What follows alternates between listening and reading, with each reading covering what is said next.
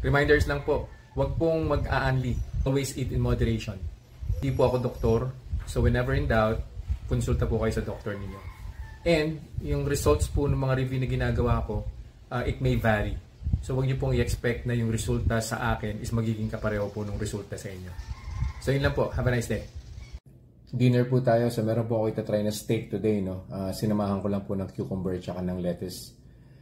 Nag-baseline blood sugar na po ako through the OTAI CGM. So yan. So 90 po yung baseline na blood sugar ko po. Kainin ko po si steak and then some of the vegetables and then babalik po ako after 2 hours. And we'll see kung magkakaroon po ba ng blood sugar spike. Of course, samahan ko po yan ng as always yung QP na salad dressing or salad sauce.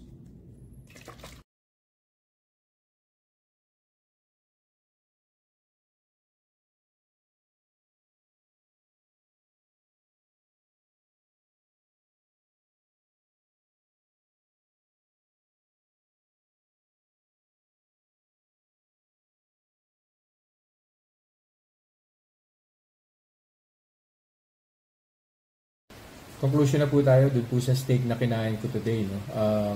Ang baseline blood sugar ko po was at 90. And then after 1 hour, umakyat po siya, nag-103 po siya.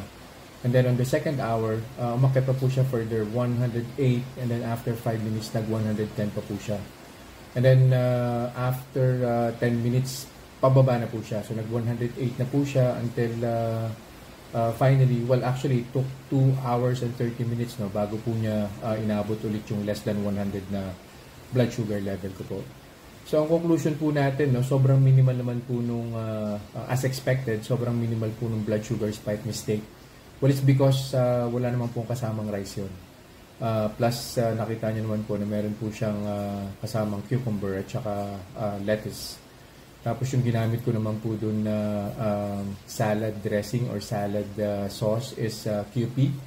So, wala rin pong problema dun eh. Sobrang baba naman po nung carbs, total carbs nung salad dressing na yun.